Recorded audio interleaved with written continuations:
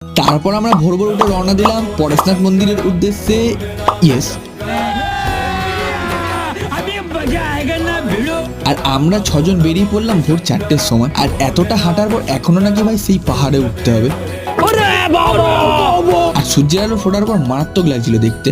আর এখানকার আদিবাসীরা সব ঘরের চালের উপরে ইট চাপিয়ে রেখেছে যাতে ঝড়ে না উড়ে যায়। তারপর আমরা অনেক কষ্ট করে চলে আসি হাওয়া মহল। আর এইখানে এসে আমি একটু দাঁড়িয়ে হাওয়া খাচ্ছিলাম।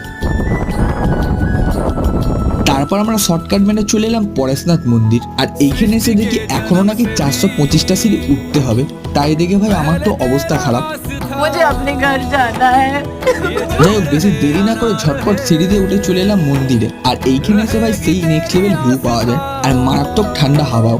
তারপর আমরা পেয়ে গেলাম লিট্টি চোখা, যেটা দিয়ে আজকে আমরা পেটটা ভরালাম। লিট্টি চোখা খাওয়ার পর আমরা সবাই ঠিক পাহাড় থেকে এইভাবে লাফছিলাম। আপনারা জন্য সাবস্ক্রাইব করুন।